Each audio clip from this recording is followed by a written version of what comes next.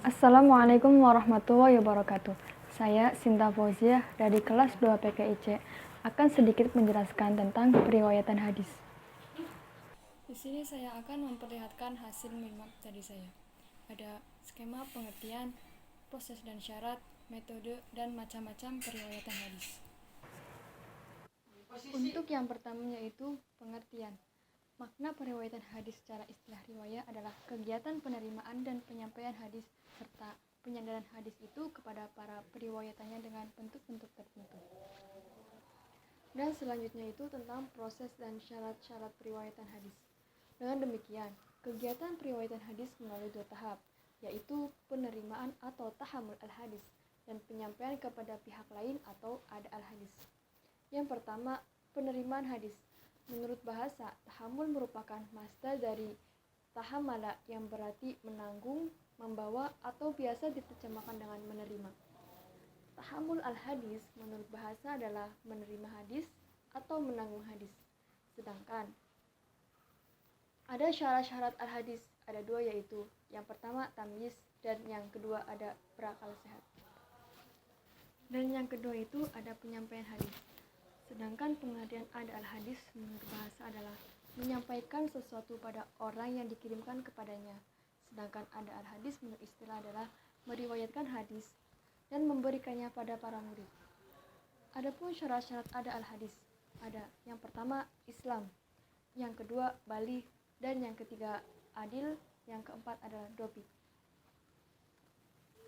Selanjutnya yaitu ada 8 metode periwayatan hadis, yaitu yang pertama al-sama, yang kedua al-qiraah al-asyih, yang ketiga al-ijazah, yang keempat al-munawalah, yang kelima al-kitabah, yang keenam al-iqlam, yang ketujuh al-wasiat, dan yang kedelapan adalah al-wijadah. Untuk pengertian yang pertama ada al-sama, yakni mendengar sendiri dari perkataan gurunya, baik dengan cara didekatkan maupun bukan, dan baik dari hafalnya maupun dari tulisannya. Dan yang kedua ada al-qiraah al-syih, yakni suatu cara penerimaan hadis dengan cara seseorang membacakan hadis di hadapan gurunya, baik dia sendiri yang membacakan maupun orang lain. Sedangkan sang guru mendengarkan atau menyimak, baik guru itu hafal maupun tidak, tetapi dia memegang kitabnya atau mengetahui tulisannya.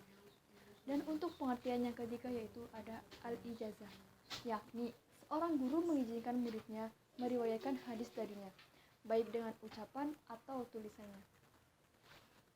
Untuk pengertian yang keempat ada al-munawalah, yakni seorang guru yang memberikan hadis atau sebuah kitab hadis kepada muridnya untuk diriwayatkan.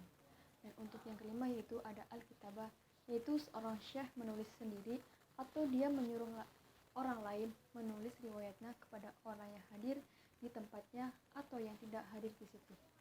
Dan untuk pengertian yang keenam al-a'lam, yaitu seorang syekh memberitahu seorang muridnya bahwa hadis itu atau kitab ini adalah riwayatnya dari si fulan dengan tidak disertakan izin untuk meriwayatkannya.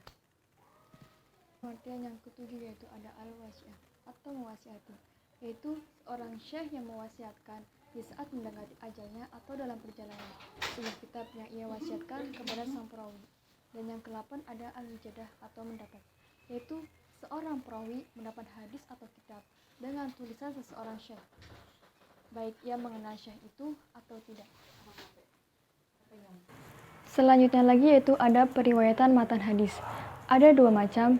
Yang pertama yaitu periwayatan secara redaksional atau al-riwayah bil lafz, dan yang kedua ada periwayatan secara substansial atau al-riwayah bil makna.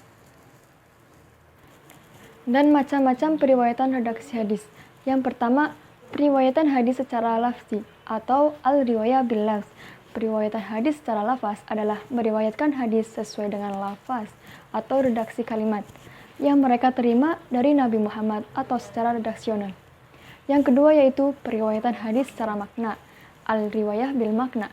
Meriwayatkan hadis dengan makna adalah meriwayatkan hadis berdasarkan kesesuaian maknanya saja dengan redaksinya disusun sendiri oleh orang yang meriwayatkannya.